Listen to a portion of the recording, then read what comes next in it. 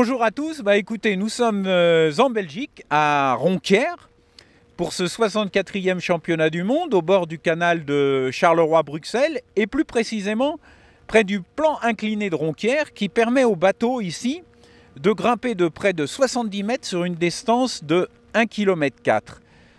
Alors le championnat du monde va avoir lieu en amont de ce plan incliné, sur ce canal qui fait environ 80 mètres de large, mais qui est assez profond, avec des fonds de 4 à 5 mètres. Et c'est le 5e championnat du monde qui se déroule en fait en Belgique. C'est plutôt une bonne nouvelle pour les pêcheurs français, puisque les Français auront déjà remporté 2 des 4 championnats du monde qui ont déjà eu lieu en Belgique, en 1974 à Gand, et surtout en 2004 à Villebruck, puisque c'est la dernière victoire en fait des Français. Et ça fait 13 ans que les Français ne sont pas montés sur la plus haute marche du podium. Bien, donc on peut s'attendre quand même à ce que, évidemment, les Belges soient favoris à domicile, mais également, évidemment, les Français qui sont des grands spécialistes de la pêche en canal du Gardon, et évidemment les Anglais qui sont toujours présents et qui sont paradoxalement aujourd'hui très très forts sur les pêches de fouillis, vers de vase et grande canne. Mais il faut s'attendre à tout, parce que si on regarde bien les résultats des 5 derniers championnats du monde, eh bien ce sont 5 équipes différentes, dans l'ordre la Pologne, l'Angleterre, mais aussi l'Italie, la Hongrie et les Pays-Bas, qui ont gagné les championnats du monde sur ces 5 dernières années. Donc il faut s'attendre à tout, même si, encore une fois, les 3 grandes équipes favorites sont la France, la Belgique et l'Angleterre, et je vois mal une autre nation pouvoir remporter ce championnat du monde. Mais on va aller voir tout de suite l'équipe de France pour savoir comment s'est déroulé l'entraînement et savoir un petit peu à quoi s'attendre pour demain. Bien, alors je suis avec Jean-Luc Kernec, qui est le président de la section eau douce de la FFPS. Donc l'année 2017, on peut dire que pour les différentes équipes de France, ça s'est plutôt bien passé. Alors, est-ce que tu peux nous faire un petit peu le bilan des médailles et de la saison 2017 pour les équipes de France? Mais oui, disons qu'on est plutôt démarré dans une bonne passe, puisque sur les 7 championnats qui se sont déroulés, on ramène 4 médailles d'or, donc ça c'est déjà bien, et plus une médaille d'argent. Qu'attendre de mieux, c'est difficile, quoi. Donc, pour résumer, on a commencé déjà par un doublé direct avec les vétérans en Serbie, donc médaille d'or par équipe et en individuel. Ensuite, on a eu les jeunes. Alors là, ça a été la récolte maximale de médailles, avec 5 médailles d'or sur 6 possibles, dont 2 titres individuels. Ensuite, on a eu les féminines. Les féminines, avec la médaille d'argent en individuel et par équipe, donc ça c'est aussi... complète les choses, et voilà, c'est plutôt bien. La médaille de bronze en club qu'on a pu suivre sur notre chaîne à Saint-Quentin. Oui, Il n'y a guère que le feeder où ça s'est pas trop bien passé cette année, quoi. Voilà, bon, sachant qu'au Portugal, on sait très bien que déjà on y va un petit peu tendu, puisqu'on n'y a jamais bien réussi. Et puis bon, voilà, pour d'autres raisons, ça s'est moins bien passé, mais ça s'arrangera. Voilà, donc ce championnat du monde, c'est évidemment quand même l'épreuve reine de la saison internationale. C'est la dernière. Alors, quels sont les objectifs? Ah bah, il est clair, l'objectif maintenant au stade où on en est, on ne peut pas attendre autre chose. Le podium, c'est un minimum, et puis la plus haute marche, c'est la cerise sur le gâteau pour terminer l'année. Maintenant, on croise les doigts, et le tirage au sort, il sera aussi pour quelque chose. On a vu qu'il y a aussi quelques équipes, notamment l'Angleterre, qui sont sûrement aussi toujours là, et puis qui méritent sûrement aussi une place sur le podium. Donc voilà, on croise les doigts. Bien, c'est la dernière journée d'entraînement. Je suis avec Paul-Louis Lafont, le capitaine de l'équipe de France.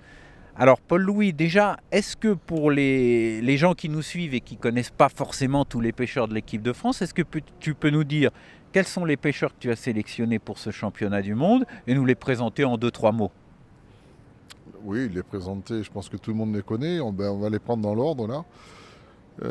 Dans l'ordre des numéros des postes, donc il y a Alain de 8000. De toute façon, je ne vais présenter aucun des pêcheurs, tout le monde les connaît. Donc Alain de 8000, Stéphane Potelet, Diego da Silva, c'est notre genou. Jérôme Vasseur, Stéphane Lender, et à l'autre aile, c'est Michael Bourseau. Donc tu as pris quand même des grands spécialistes de la pêche du canal. Alain de Wimille, Jérôme Vasseur, on va dire qu'ils sont presque à domicile. Stéphane Potelet, Diego da Silva, tout ça sont quand même des grands spécialistes de la pêche du gardon en canal. Et est-ce que c'est la pêche à laquelle il faut s'attendre ici? Pour l'instant, oui. Oui. On pensait qu'il allait y avoir quelques brèmes qui auraient pu fausser les résultats. Elles montent de moins en moins, donc ça devrait vraiment se passer sur des pêches de gardon, voire des gobies, qui elles aussi commencent à en avoir les joues pleines et qui mordent de moins en moins, puisqu'elles se font matraquer depuis le début de la semaine. Écoute, là, la pêche est en train de s'orienter sur une pêche de gardon extrêmement difficile, mais des jolis poissons. Les petits gardons rares font 50 grammes et on a une moyenne relativement importante, puisqu'on a des poissons à plus de 150 grammes de moyenne. D'accord. Alors c'est un canal à grand gabarit où il y a quand même pas mal de navigation normalement. Est-ce que ça influe sur la pêche? Est-ce que ça joue sur le rappel? Est-ce que l'amorçage doit se faire après chaque passage de péniche ou pas? Qu'est-ce que ça donne? Écoute, la stratégie que nous on a mis en place, c'est après chaque passage de péniche, recharger un petit peu à la coupelle et revenir ensuite pendant un quart d'heure, 20 minutes sur les gobies. Mais là aujourd'hui, beaucoup moins de passages de péniche, puisqu'il y a une péniche qui est passée au moment de l'amorçage et depuis plus aucune navigation. Ils annoncent peu de navigation pour demain et plus du tout pour dimanche. Oui, ça risque quand même d'être un élément dont il va falloir tenir compte. Alors forcément, les équipes qui ont pu venir pêcher avant ce championnat du monde ont peut-être pu s'entraîner les jours où il n'y a pas du tout de navigation, donc les dimanches. J'imagine que ça a été le cas de l'équipe de France. Est-ce que vous avez pu vous entraîner au cours de l'année ou pas?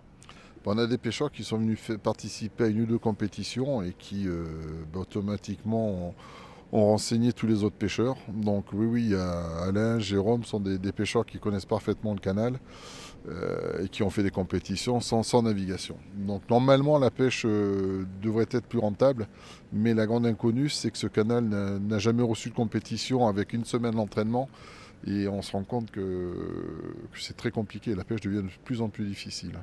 Alors pêche de gardon, Belgique, nord de la France, est-ce qu'il faut s'attendre à ce que tout le monde utilise de la fameuse piante de pigeon? Mais c'est tout le monde, mais c'est vraiment, je crois que toutes les nations aujourd'hui ont de la fiente. Toutes, puisqu'on a vu des gens chercher de la fiente partout depuis une quinzaine de jours. Toutes les nations essaient de trouver de la fiente. Je pense que la plupart des nations aujourd'hui, oui, vont mettre de la fiente dans le bac d'amorce. Reste à savoir s'ils sauront l'utiliser. Bon, alors les équipes, la France fait incontestablement partie des équipes favorites, mais on peut craindre également quoi? Les Belges et les Anglais? Les Belges qui jouent à domicile, oui, sur des pêches de canaux, sur des gardons et des brèmes, ils vont être, ça va être de véritables adversaires. Les Anglais qui s'adaptent à toutes les pêches et qui depuis le début de la semaine prennent des poissons aussi. On a les Italiens qui prennent bien, les Hollandais, oui, il y a 6-7 nations qui prennent régulièrement du poisson. Voilà. Il est vrai qu'il y a des nations après qui ont plus de difficultés sur ces pêches de gardon. Et les scores moyens, c'est environ combien? Moyen, on va dire 4 kilos. Ouais, 4 oui, kilos. tout de même, c'est quand même assez jolies pêches. Généralement, les grosses pêches, c'est 7-8 000 et les plus petites pêches, 1500 points. Je parle des nations qui prennent vraiment les gardons. Ouais. Et est-ce qu'il y a des différences entre les différents secteurs? Parce que bon, le canal, lui, il paraît être le même partout, mais des fois, on a quelques surprises au niveau pêche. Est-ce qu'il y a des différences entre les secteurs? Écoute, il était annoncé sur l'aval du parcours, c'est-à-dire sur le secteur A, secteur B des pêches de brème. Ça s'avérait vrai le lundi, et déjà le lundi et le mardi, c'était plus du tout vrai, puisque les brèmes ont quasiment arrêté de mordre. Ils s'en prenaient une de temps en temps. Ce sont des poissons qui peuvent aller à plus de 2 kilos. Et par contre, on a remarqué que sur les secteurs en aval, les gardons étaient plus petits. 50-100 grammes de moyenne, et plus on remonte, plus la moyenne augmente, puisqu'on arrive à des moyennes à 150-200 grammes sur les derniers secteurs. Oui, c'est super pêche. Bon, merci Paul-Louis. Écoute, on sera là dès demain matin au bord de l'eau pour suivre l'équipe de France. Et puis, n'oubliez pas qu'on est à simplement 50-60 km de la frontière française. Donc, tous les pêcheurs du nord de la France, venez tous ce week-end pour soutenir l'équipe de France. Merci.